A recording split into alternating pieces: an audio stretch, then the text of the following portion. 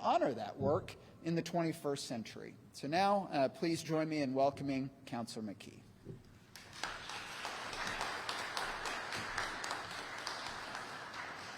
Thank you all, and welcome. Welcome to District 4. Welcome to the Muscogee Creek Nation. Welcome to Tulsa. Welcome to what many consider the heart of Tulsa. I am here on behalf of my colleagues on council, on my colleague Krista Patrick, who has the most Native Americans in her district. And I feel it is never lost on me that my district right here in District 4 is within the Muscogee Creek Nation, touches the Cherokee Nation, touches the Osage Nation. It is never lost on me that right here in the center of District 4, we honor our veterans because Joshua never lets me forget it. We have so many amazing events here, and this will allow those to grow. These changes feel very appropriate to me. When I first decided to run for office, after speaking to my husband, before even talking to everyone else, I went and sat at the Council Oak. I sat at the Council Oak because I know the history of the forced removal and the trails of tears that brought people here and allowed, and in spite of all the challenges, the peoples who were forced to come to Oklahoma not only survived but thrived. And I wanted the ancestors of this place to know my intentions. That Dreamkeepers Park, as we hope it will be called, is so close to the Council Oak and will be nurtured by our tribal nations, by the sovereign nations that share this space, is important to me. That this space, where we're already activating so much with regard to honoring our veterans, will be more in the hands of those who work diligently on behalf of our veterans every day, is so important. It's not just a name. For me, it is a sharing of power, a collaboration that is essential as we move forward and become the best Tulsa we can be. There are many painful things in our history, but everyone who has been here before us has had their opportunities to make things better. And now we can be a part of those things, and we can make our mark, and we can do all that we can to honor their memory and make these spaces activated in ways that honor those who came before us, those who are here, and the future generations to come. I look forward to seeing what our Native nations make of the new park and how I can be supportive of that part of District 4. And I look forward to continuing to collaborate with Josh and the rest of his team to activate this space. What are parks? Parks, for me, so often, with a 2-year-old, are a place where I go with my little one. And almost every time I'm there, I meet an elder, I meet a grandparent. They are places of connection for all our generations. And when I come to parks like this one, in moments when I am quiet, I can hear voices of loved ones past. The warriors who fought to make our lives safer and all who loved them. Warriors like my grandfather, who passed away last year. I am so enthusiastic to support this in his honor and in the honors of all of us, and to do it collaboratively with all of you. Thank you so much for being here and for your support today. I now have the great honor of introducing not Principal Chief David Hill. I know it's not David Hill because we hung out and waited to meet the president for hours a few weeks ago, and it was a great time. We have Second Chief Del Beaver here, and I've been waiting for a while to get to meet Chief Beaver. I'm really, really grateful that you are here today on behalf of the Muscogee Nation, and I invite you to the podium to share your remarks. Thank you, everyone.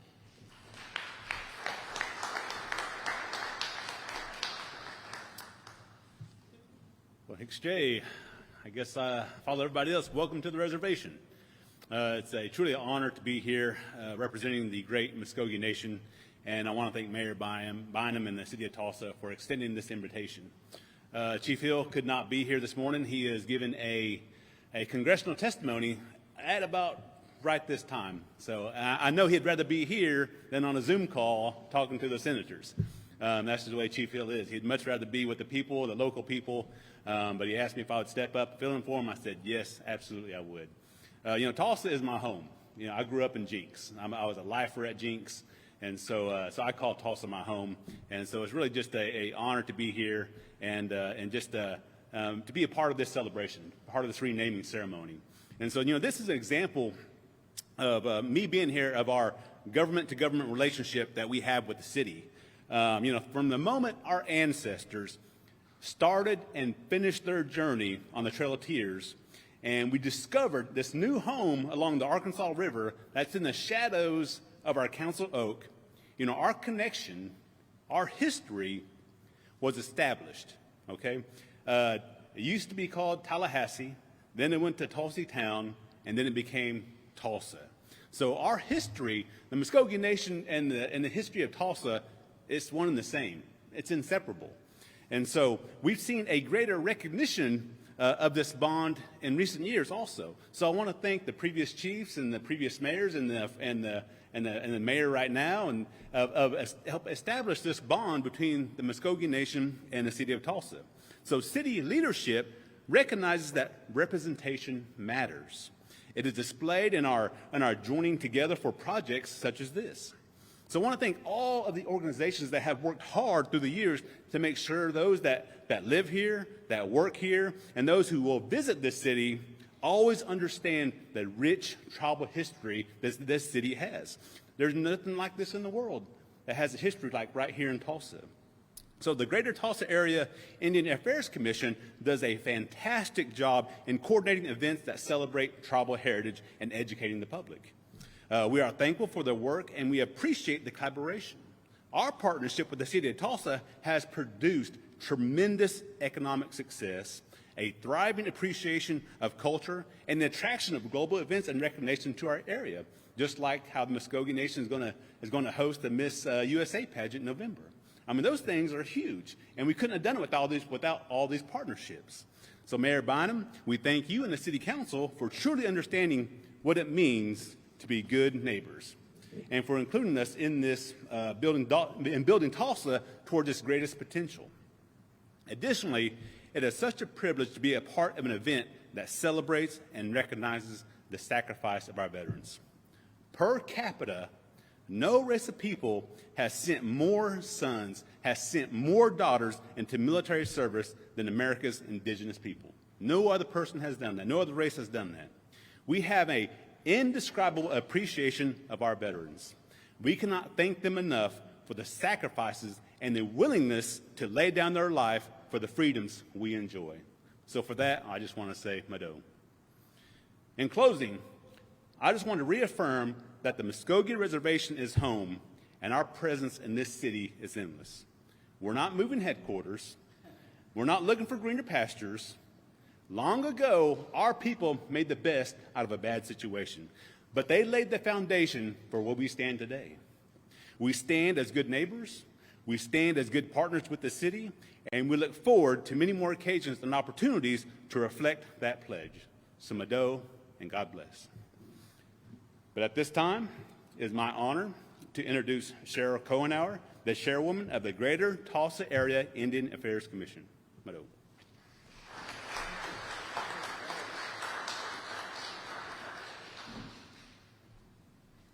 Thank you, Deputy Chief Beaver, and thank you to the Mayor and Councilwoman Kara Jo McKee, the City Council, and the Parks Department for this wonderful, wonderful opportunity for the Native American community.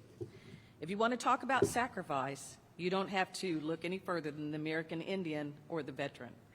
From World War I to this day, Native Americans have fought for this country and sacrificed their own lives for freedom, even though they weren't even considered citizens by the United States.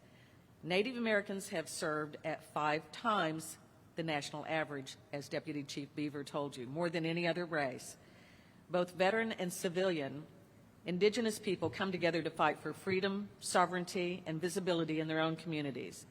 This nation, as we know it, would not exist if not for their sacrifice and ongoing efforts to protect and defend.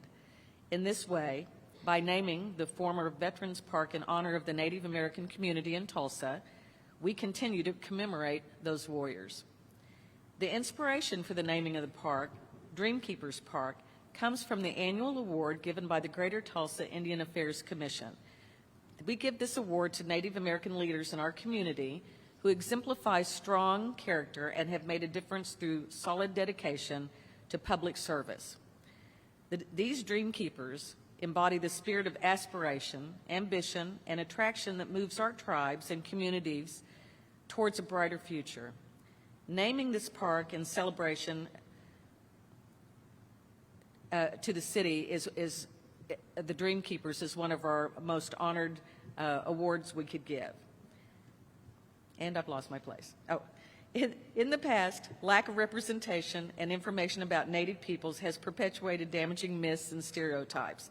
The Dream Keepers, with their inspiring lives and work, are the example our city needs of the contemporary Native experience, one of innovation, creativity, resilience, and community. Dream Keepers Park will be a place where historical truth is acknowledged and culturally accepted, and reverence for the natural world are valued above all else. For Indigenous people of all nations, plant, wildlife, and land and water hold deep significance in our traditional ways. This park, which exists on Muscogee Creek tribal lands and shares close proximity to the sacred Council Oak on the Arkansas River, will serve as a reminder for all citizens of Tulsa, native and non-native, to live in good relation with the land and the waters we all share. We hope to make improvements to Dream Keepers Park in honor of all the Native citizens of its unique and beautiful tribal nations that call Tulsa home, and look forward to the many educational, cultural, and community building events that will be held in this newly named outdoor space. I also would like to comment that the Greater Tulsa Indian Affairs Commission did vote for the naming of Dream Keepers Park earlier this week. So we've done our duty. Now it's up to the park board and the council to do theirs. But thank you all so much. I appreciate you being here today, and we're excited about this for our Native community. Now I'd like to introduce Josh Starks, who is the Veterans Chair of the Human Rights Commission.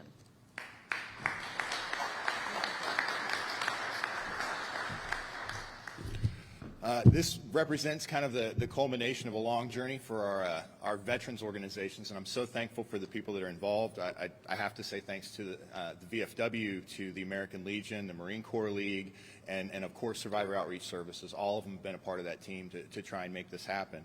I tell people all the time that Tulsa, the city of Tulsa is one of the best places in the world to be a veteran, and it's not just because of the leadership and how supportive they are, but it's the citizenry and how much they really come out of the woodwork to support our veterans. When you go to events like the Veterans Day Parade and all that, you see that love and passion for the service.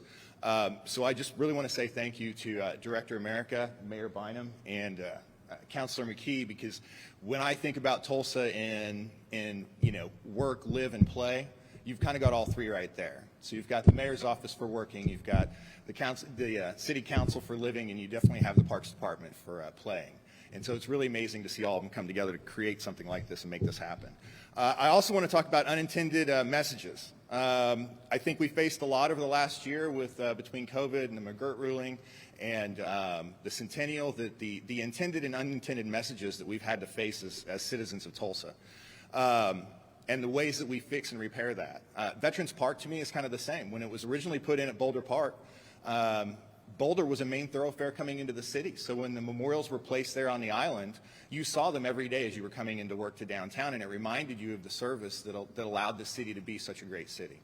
Over the years, population shift, things move, and it's not so much a thoroughfare through Boulder anymore. And so the memorials themselves have kind of fallen back and have been forgotten. They're not really easily seen anymore. You can't really access them very easily, and they just don't have the reverence. And so that's where the plan kind of came together to say, what if we took them to Centennial Park? And if we were able to do that, then we could go from an unintended message to an intended message. And that's what really got me excited about this and excited about the possibilities, because with that, we can bring the memorials here along the walk. Veterans, with the new Veterans Hospital coming in right down the street, when they're recuperating from their surgeries and from all of that, they can come down here and take a walk with their families through the park. And it's a beautiful park. I mean, if you haven't, please walk through Centennial Park. It's amazing. With the memorials there, though, you'll be able to have the visibility of the service Tulsans have given. You'll be able to have just, you know, the accessibility for those that really can't get across the street and onto an island on Boulder. But more importantly, you'll have the reverence for the service and sacrifice that our veteran families, that our veterans and their families have given. And I'm excited for the possibilities of where we're going by making a medium in which to paint an amazing Veterans Park for Tulsa and make it a destination location. So with that, I'm just very appreciative that we've gotten to this point and we're getting to move forward. So thank you all who've been involved in it and who've made this happen. And with that, I will introduce Marty McGirt.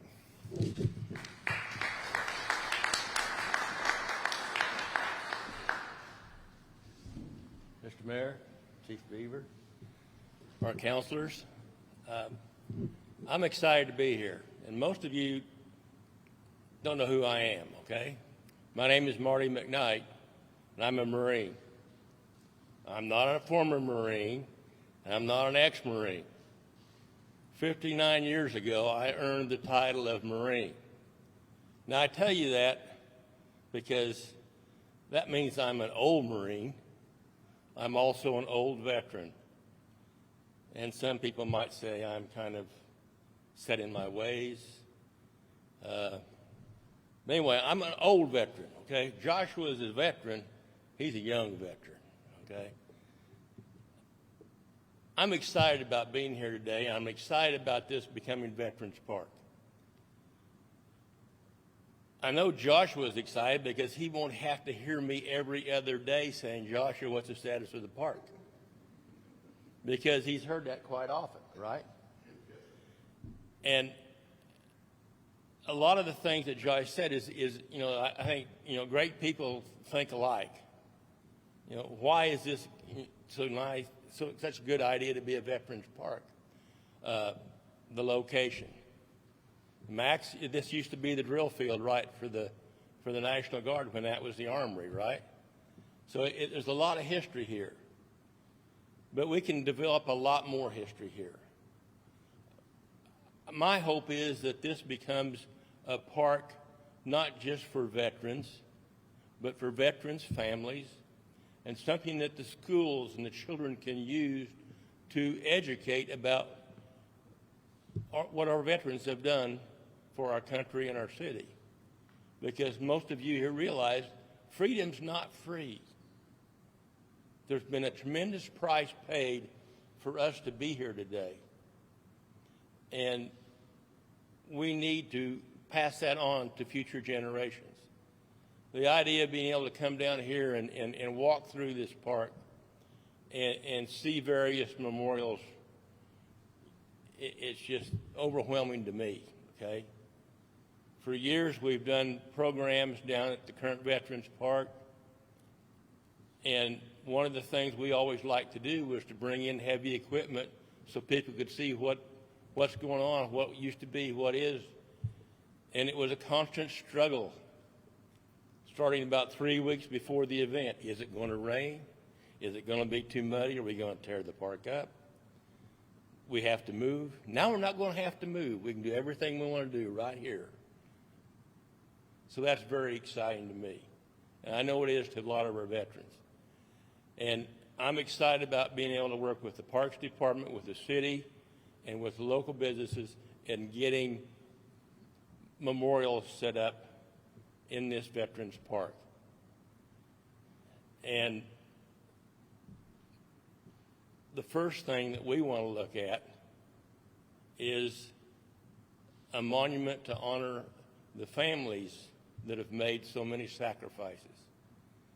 We honor our veterans, we honor our deceased veterans, but we don't really honor the sacrifices that the families have made, and that's going to be one of our first objectives. Yes, sir? So anyway, thank you much, Mr. Mayor, our counselor. I'm excited, okay? Thank you.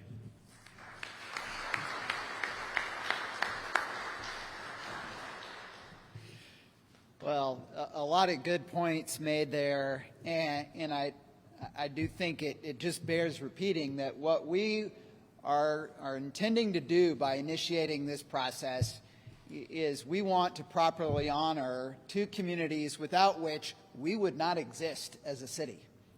And that is our Native American founders who continue to make this a unique city in America, and our veterans, without whose sacrifice we would not exist as a free country.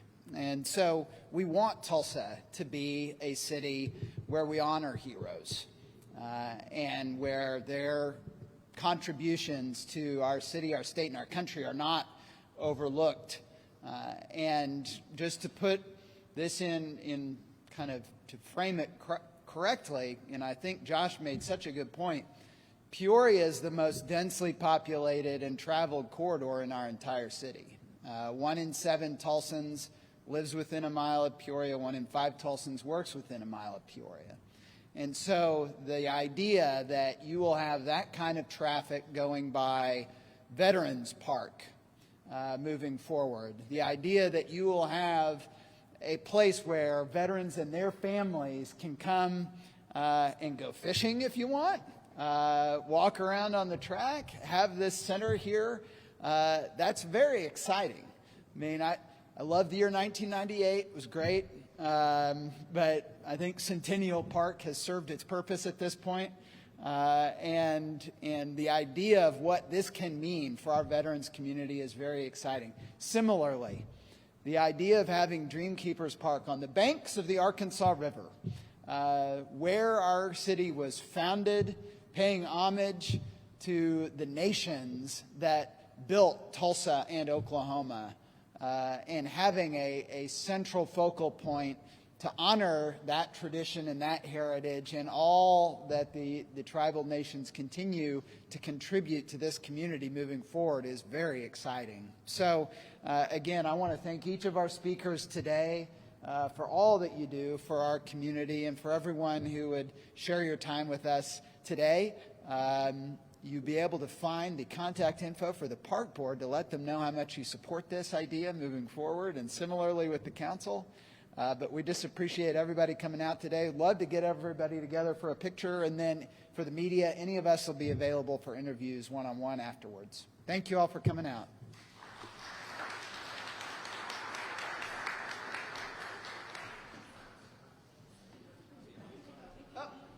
One more thing, just to put things